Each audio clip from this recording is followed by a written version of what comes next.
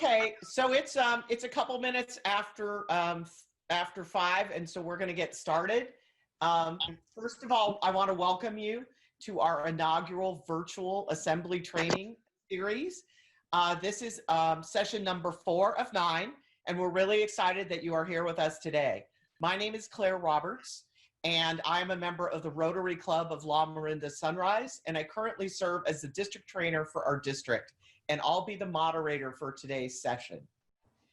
So to get us started, I would like to introduce, well, first of all, let me mute everybody.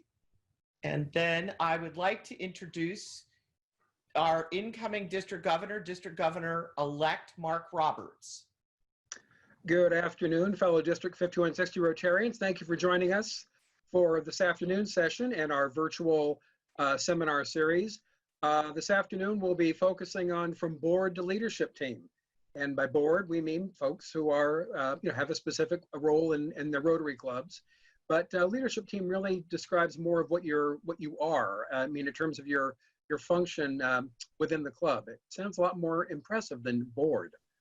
So we are very fortunate to have our district governor nominee designate from the Rotary Club of Fairfield-Suisun. Suzanne Bragdon will be our presenter today, and we appreciate her joining us. I look forward to working with her as we continue to move forward on the district governor line. And it's always, of course, a pleasure to have past district governor from the 14-15 year, Pam Gray. Pam, welcome. Glad to have you with us from Paradise. Thank you. And we also have our current district governor, Tina Akins, who's with us as well. You didn't scroll far enough. I know, I'm sorry. District Governor-elect Mark. So I'm excited to be able to introduce today's presenter. Suzanne Bragdon is a retired city manager, aspiring screenwriter, and proud Rotarian. She's currently a member of the Fairfield-Suisun Rotary Club. A Rotarian since 2003, Suzanne has participated on international projects in Guatemala, Haiti, and Mexico, and has served in multiple leadership positions, including club president, membership ambassador, and assistant district governor. As Mark said, she's currently in the DG line and will be our district governor for the 2022-23 year. Like others, Suzanne has grown from the Rotary experience in ways she never imagined. Her favorite role so far has been that of club president, an adventure on steroids that gave Suzanne the opportunity to feel and live the power of Rotary locally, regionally, and around the world. So with that, I turn the floor over to Suzanne Bragdon. Mute me. I have unmuted you. And you're going to share the screen. I am. Just give me a moment. Do that. I want to do a shout out to Steve Lack, who is past district governor. And when I was president in, 13-14, he was my class's district governor, and he shoveled out the Kool-Aid. What can I say? It was a great year. Just to check, can you guys see the presentation on your screen? There we go. There we go. Okay. Okay. So you want to get to the next slide? Perfect. So I've already asked who is going to be a board member, who is a new board member, and who might be thinking about being a board member, and who is just the Rotary junkies who like to watch these things. So it's thankful. I appreciate having a sense of who the audience is. But before we really get started, I want to point out that if you are on the board, or if you will be on your club's board, you may be in charge of membership, international, service, marketing, however you organize at the club level. And I want to point out that this class is not honing in on helping you be a better membership chair or a marketing chair or a youth services chair. That class was offered last night through Carol Landry. All of these classes, as I think Claire has indicated through all the emails, will be going up on the district website, so you can catch that for the nuts and bolts. Instead, what we're focusing on, as District Governor-elect Mark Roberts emphasized, is leadership, because you're the leadership team. So the next slide. Perfect. So in July, this is New Leadership Month across Rotary, across the globe. You have your new presidents coming in starting July 1st. You have your new board members coming in July 1st. As we've already emphasized, Mark Roberts will be our new district governor come July 1st. And we even have all the way up to the RI international level, a new RI president from Germany. And Mark, if you can unmute yourself and share with us our new RI president's name, I'd appreciate it. Yeah, is that from Germany? Holger Knack, K-N-A-A-C-K. The K is pretty silent. Very good, thank you. So July is a big time for Rotary. A lot of things are going on. So if you're stepping up to the board, you may be saying, yay, and we're saying, thank you and congratulations, but you might also be asking, okay, now what? The basic thing that you will be doing, as I'm sure you already know, is you'll be attending monthly board meetings. You're going to be a suit. You get to go behind those closed doors and talk about a lot of Rotary things that maybe people who don't go to the board know about. And you'll be reading reports. Some of them could be lengthy. You'll be approving minutes. You'll be approving budgets. You'll be approving grants and lots of paperwork. You will build a wonderful relationship with your board members. But I'm going to tell you right now, while that's all important, that really isn't the key focus of your job as a board member. Next slide, please. So when you're a board member, you are, as Mark emphasized, the leadership team for your club. You're the brain, whoops. Sorry, that was me. Okay. You're the brain power for your club. You're the brain trust. You have for a year or two, however long you sit on that board, you have responsibility for the health of your club and the health of your members. Your job as a leader is to inspire. You want people to dream, you want people to learn, and you want to be the person that allows that to happen, allows that to grow. That is your job. So what I'd like to do now is go to the next slide, which is an interactive slide. And we want some feedback, because if your job is to look out for the big picture health and strength of your club, what does that look like? And so what I'd like you to do now is just get to your chat button. Claire's going to moderate this part of it. And just in 1, 2, 3, 4 words, shout out what a strong club looks like to you. And then Claire will read as they come off. Are people participating?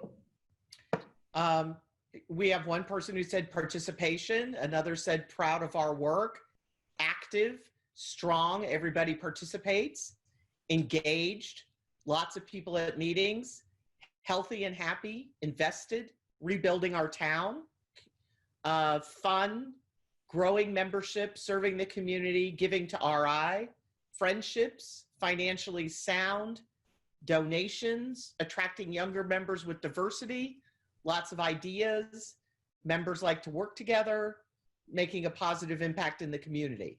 Those are things that were shared. That is awesome. Obviously, you guys don't need this session. You want to just go to happy hour right now? No, I don't get to do that. Sorry. And you don't get to do that either. But that's exactly what we're talking about in terms of a strong club. Now, Rotary has asked itself this same question, and I'd like to go to the next slide. So from a big picture, Rotary RI, Rotary International, what does a strong club look like? And of course, they've talked to lots of Rotarians around the world, and they've talked to their club presidents and their district leaders and their zone leaders and their consultants, et cetera, and so forth.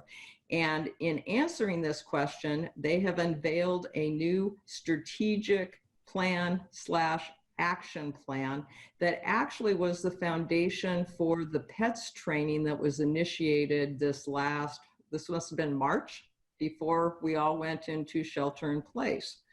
And the DG line has been introduced to this plan.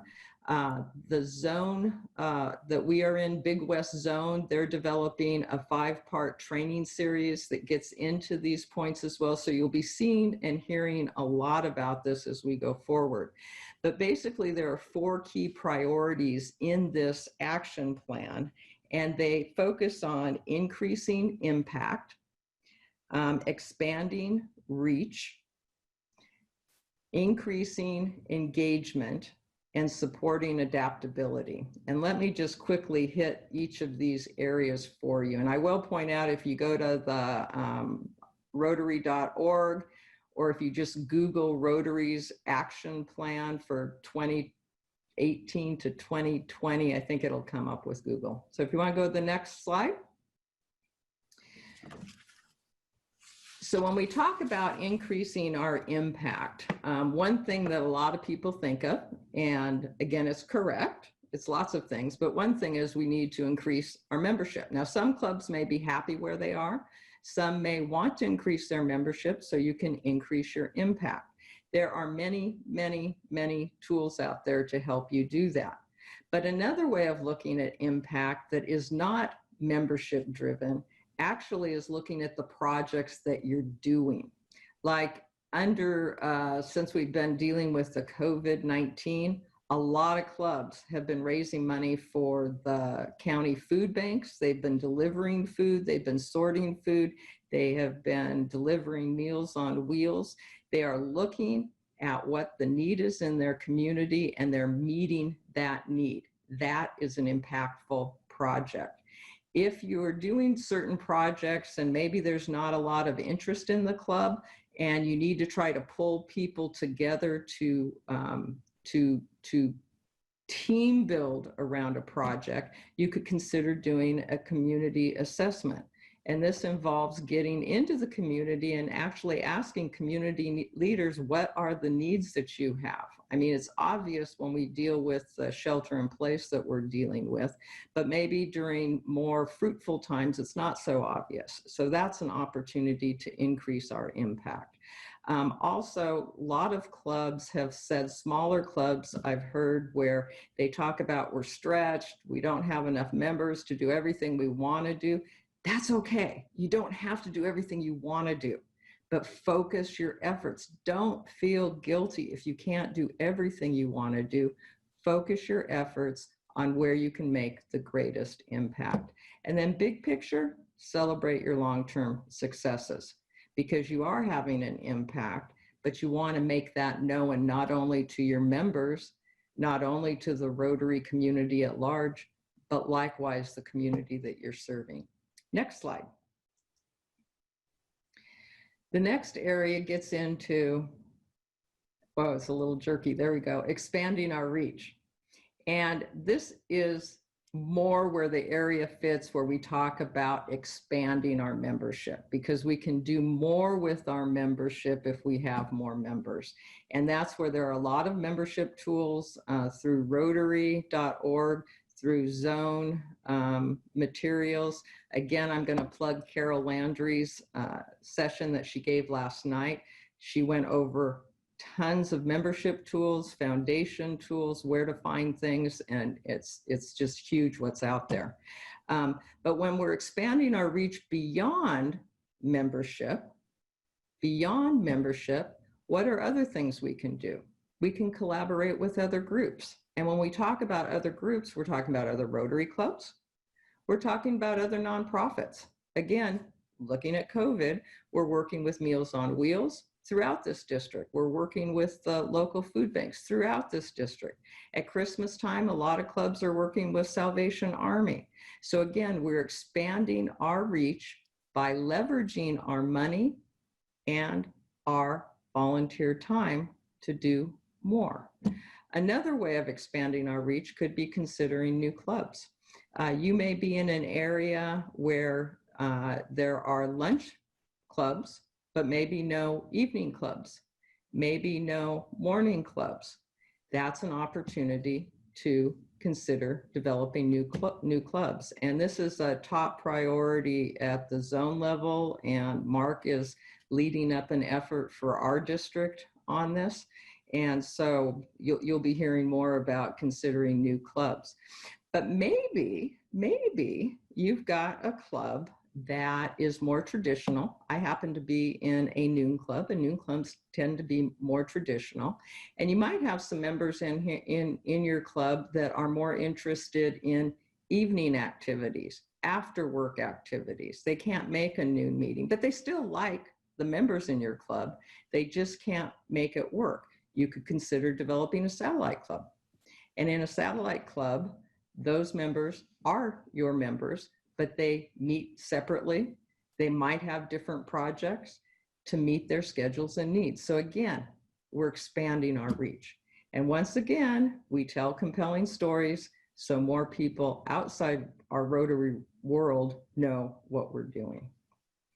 Okay, the third priority, next slide, involves engagement and participation. And this is obviously an area that really touches on retaining our members. And this is another area that your incoming district governor, Mark, is really, really honing in. We want to deliver value to our members. We want it to make sense for them to be engaged and participate in what we're doing. To do that, the next slide gets into some team building discussions, so we'll have some more opportunities for feedback. But you need people to feel comfortable and a member of the team to want to participate, to want to engage. Now, the third point on the slide is something for you to really hone in on, and it's soliciting new ideas and thoughts. As I have honed into membership, which is an area I'm particularly interested in, I've heard stories where people join a club and they just don't feel like they totally fit in. They throw out ideas and they just feel diminished. So if you're a board member and you want to enhance participation and engagement, you've got to maneuver that. You've got to make that work for all members of your club. And it doesn't mean that those that want to go one direction can't, and the others have to follow or don't. Some clubs use a team concept. So there's lots of ways to work through that. But again, on the board, as leadership, if you want a strong club, you got to be open to these things. And you also, for supporting participation and engagement, you want to be developing members' skills. You want them to learn something that will help them on their resume. You want to help them grow into new leadership roles that could continue the future of Rotary. You want to learn yourself from these people or other members in your club. So again, developing member skills flows into enhanced participation and engagement. So before we get to the fourth priority, we'll get to the next slide because I want some feedback here for others to share. This isn't the poll. Is Claire there? I'm here. Oh, so the next slide for feedback. Okay, so as I mentioned, when you talk about enhanced participation, you want people to feel comfortable. You want them to feel to be a member of the team. And during these times when we're sheltering in place, I think most clubs actually are doing Zoom, which is a good thing, but it's not totally the same to sit even through a presentation like this, which is awesome. We're outreaching to way more people, but we're not able to shake hands. We're not able to hug. We're not able to do I'm a big Rotary hugger, right? And so it's a little stilted when I can't do that.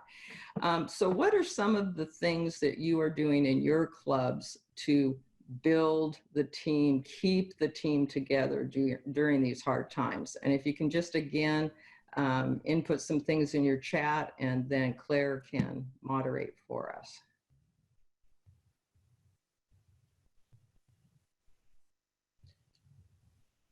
Chat rooms and club meetings, online club meetings seem to work well. Zoom meetings, virtual happy hours. We can still meet in small groups of committees, depending on what geography you're in. Planning meetings with the new board, phone calls to members to see how they've been doing. Good. Open the Zoom meeting 15 minutes early and just visit. Sharing personal experiences and milestones via our club newsletter. Weekly meetings with breakout groups for 10 minutes to be social. Online Zoom club meetings again, making them fun with skits was one idea. Social distance in-person meetings outside. Seems like those are some of the suggestions that people had. Yeah, there's interesting speakers also came up. Oh, actually, your club, haven't you had like someone from London come and speak? Yes, we had somebody from London. We had somebody from Washington, D.C. We've had all these neat remote speakers that our chair knew about, but they couldn't come because they weren't with us in the room. So we've been able to take advantage of that. So it's been wonderful. And someone had a speaker from Kimberly says Kimberly says they had a speaker from the Mayo Clinic who's working on COVID treatments. How neat is that? Yeah, that's very awesome. It sounds like you guys are doing a lot of cool things. If this shelter in place lasts for a long time, or if we're not able to meet sooner rather than later, even with social distancing during a club meeting, I suggest, if you haven't done it already, to just Google team building afar meetings, whatever you put in your Google search, and you will be amazed what's coming up. Now, obviously in the private sector, a lot of companies have done the offsite working and the telecommuting, so they've got an edge on this. But the amount of companies out there that have ideas and people have ideas to share, it's just phenomenal. And I have to believe it's growing because of the situation we're living in. What is SIG? Does it stand for Special Interest Group, Mac? Oh, thank you. Yes, yes. Oh, and Steve Black, you should be typing in fellowships. And isn't there a big brew fest around the world fellowship this Saturday, Steve? Is he still on there? Maybe he left. Oh, there I am.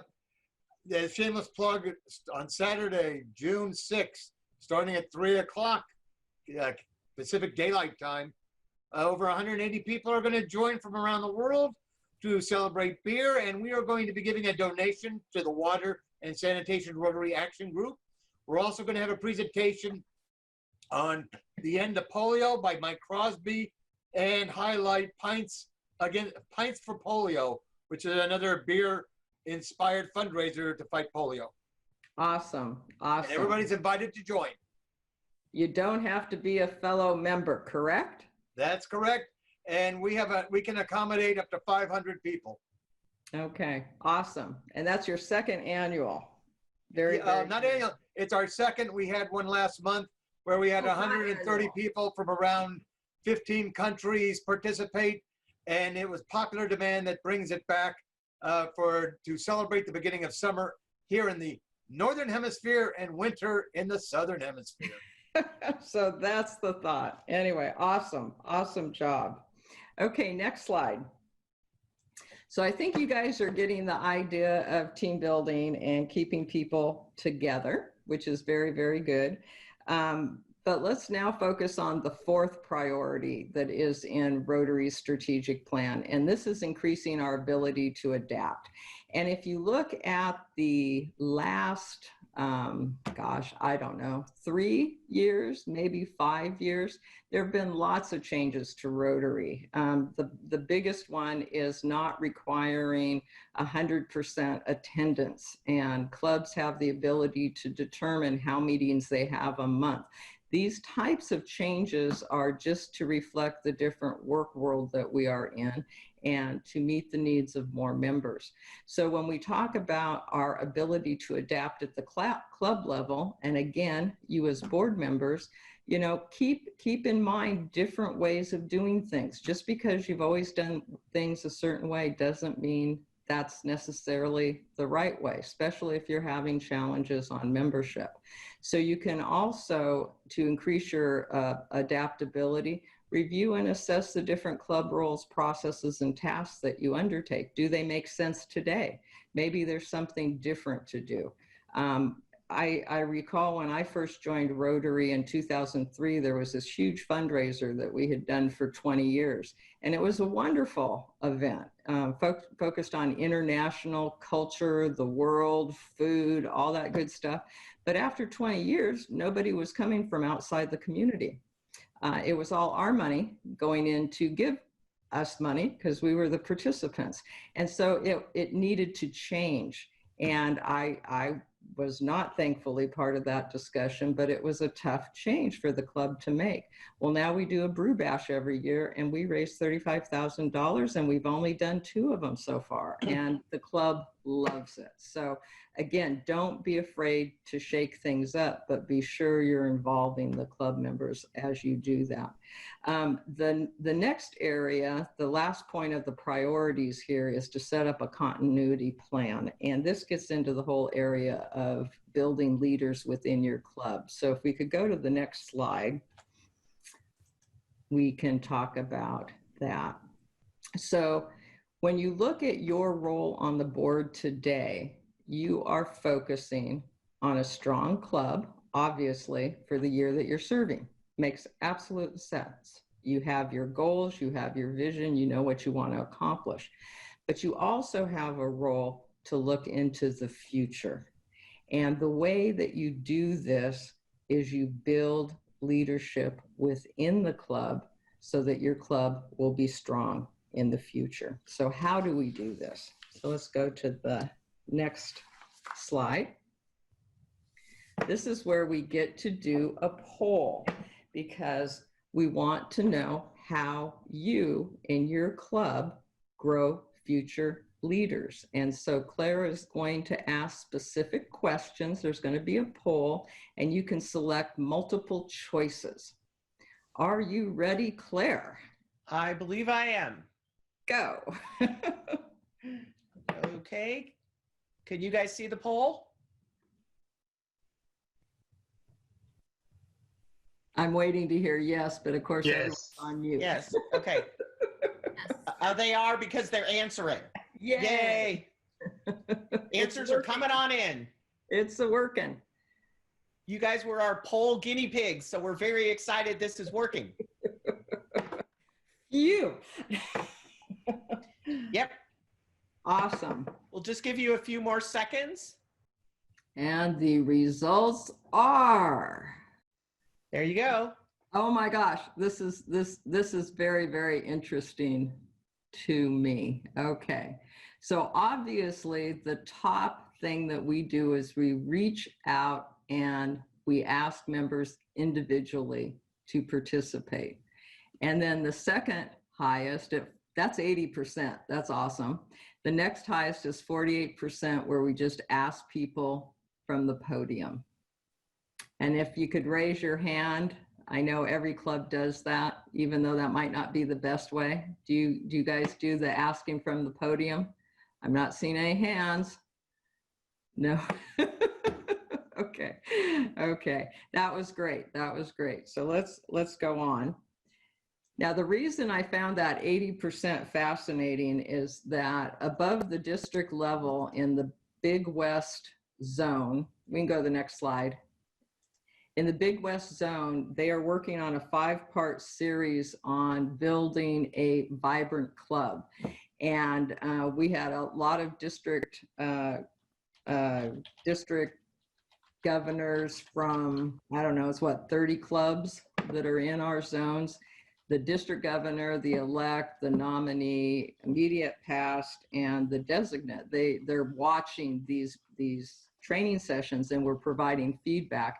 And so we participated in that poll. And guess what? We came up with 80% too, in terms of physically asking people to participate on different positions in different committees.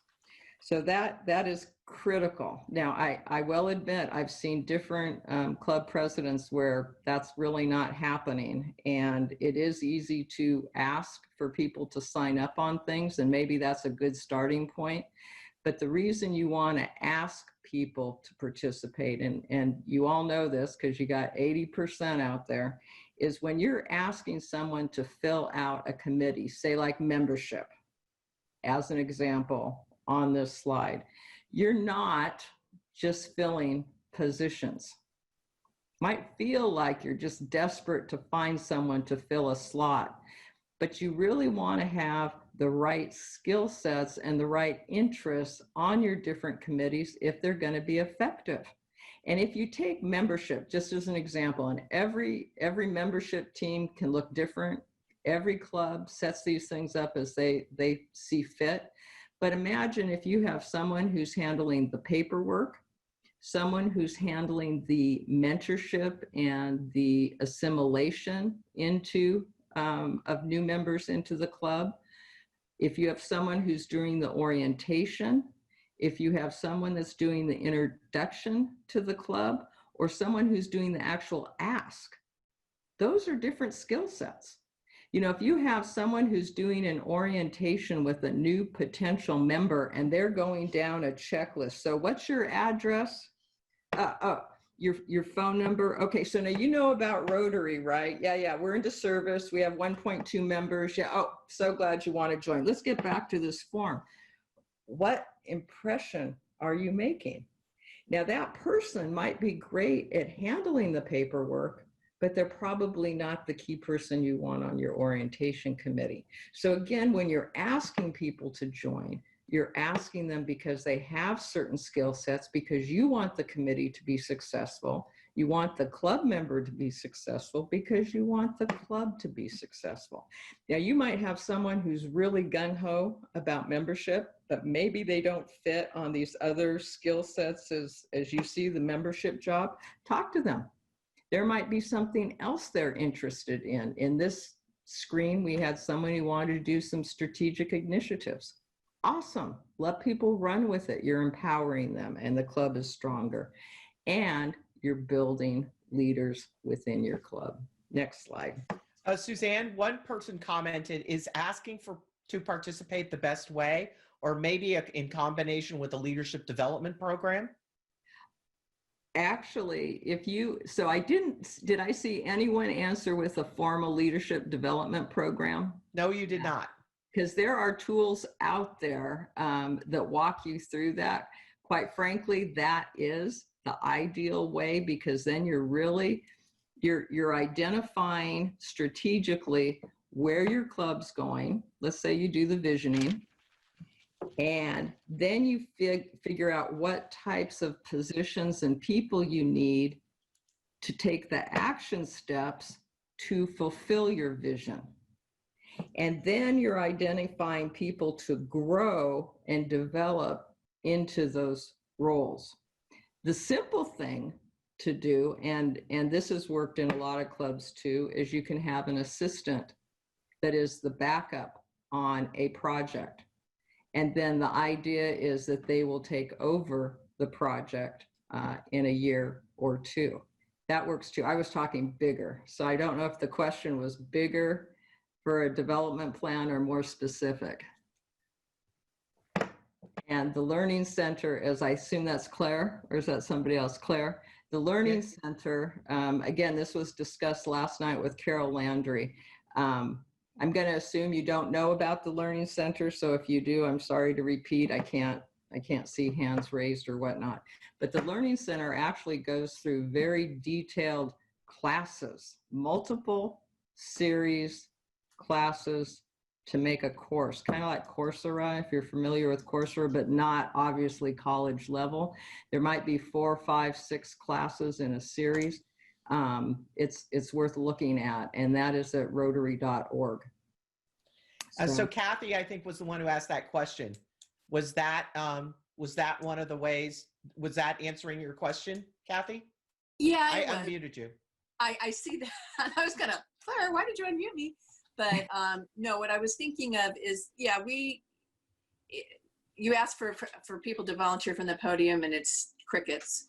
And asking people individually is a nod to them and acknowledging their skills and that they're valued. And we like to do that with newer members anyway, just to get them engaged early. And then I think the other thing I had was, it did sound like maybe if there was, as you said, on the Learning Center materials, to have something that was a little bit more formal, as we try to skew our membership a little younger, that might be something that would, in concert with asking people directly, be a better way to go about it, more organized. And go to the Learning Center. And I think also, see, right now I'm drawing a little blank because I've gone through different membership series of classes on the Learning Center, and I'm drawing a blank where the development plan specifically is. We'll get back to you on that because that's a really good question. And are you in a larger club, Kathy? Oh, I muted her, so hold on. Whoops. So, Kathy? I'm unmuting myself. There you go. Okay, we have 65 members on the books and about 38 to 40 that actively participate. Okay, that's awesome. That's awesome. That's awesome. We'll follow up on that because I would like to get that information out there. Going to your question or observation about younger members, let's go to the next slide because this is just an example with public relations. And so where under membership, I was talking about interests and skills. Another thing you want to look for when you're actually asking people to participate on different committees is think of the value proposition. So when people join Rotary, you know, it can be, what do I get out of this, right? And the easy answer is impact on projects, impact in the community, right? But you also have the opportunity to think a little differently and think in terms of these younger people and what would be beneficial to have on their resume. What if you have a great person, very professional, and you have a need or an interest of developing a communication plan, something more formal, and you recruit some of these younger people that they could benefit from doing the research, doing the work, and getting that on their resume. Likewise, if you had someone, and I'm not going to go quite as old as me, but let's say late 40s, early 50s, and they're still in the workforce and they're really not up on the whole social media thing, pair them up with younger members so they learn a skill set that can help them and benefit them in their career. Obviously, a simple one that I hate to admit, I'm going through my club experiences and I haven't ever done this, but speaking is a huge deal for a lot of people. They're scared to speak in front of people. Isn't Rotary a nice way to transition that skill set? And maybe that is, if you get to my next slide, which talks about club fun, maybe you get some of these people that could benefit from speaking skills to get involved in club fun. And maybe they do some special, I don't know, some on Valentine's Day, something on St. Patrick's Day, something to shake things up at the club level. So again, the point that I want to make there is that big picture, as you're trying to develop the leadership in your club, you want to look at people's interests, people's skills, how you can help them further their skill sets into the future. Now, I pulled Club Fun up as an example because not many clubs probably have a committee of Club Fun. And the point of emphasizing this is you get to organize as you see fit and as you see a need in your club. So if energy is a little low, maybe you develop a Club Fun. If you have a situation where people aren't really excited about the projects you're doing, put a special emphasis of a team working on that challenge or that interest. I think when you do an org chart like this, there's lots of benefits because you're, one, if you do an assembly, the first of your year, you're recognizing people in your club with a picture and a name, what they're doing. Now, how many times do you hear only 20% of the club or 10% of the club really is doing any work? Well, if you put all the people that are doing things in your club up on the screen, you're learning that there are a lot of people that are doing things behind the scene. You're also emphasizing that other people may want their picture up on the screen and they may volunteer. You also are educating on the different types of jobs and activities and roles that are out there to make the club work. And it might get people's minds going in terms of how they might want to step up. So that's kind of all in this realm of building leadership within your club. Are there any questions? Because I'm going to stop sharing. That way everybody can see each other better. And that usually helps when we have questions, if that's okay with you, Suzanne. Okay. Well, okay. The last closing slide is basically, thank you for stepping up to serve on your board. I hope you drink the Kool-Aid, have fun, be relevant.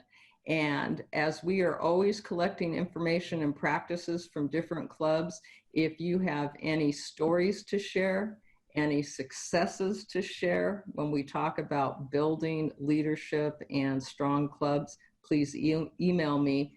There's my information. Thank you. Okay, so thank you very much, Suzanne. So let me stop sharing and let me get us back to the big screen so that people can see one another a little bit more. Oh, that's so much nicer. Yeah, well, that's the problem when you have the presentation. So, are there any questions? You're getting a bunch of thank yous. Good, good. Great presentation. It's hard this way, guys. This is my first attempt. So, I am going to unmute everyone if you're going to behave, and if anybody has a question, please feel free to ask it. Are you excited? Always. Show excitement. Come on, you guys, some feedback, please. A bunch of quiet Rotarians. It's a scary thing. Well, you know, yeah, right. My son just came in and said they're drinking all my bourbon. Should catch him and stop him.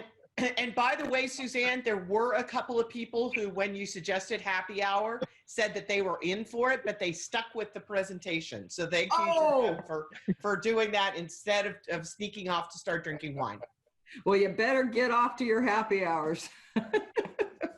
So I'm not seeing any additional questions. So everybody have a great evening. Suzanne, thank you very much for a wonderful presentation.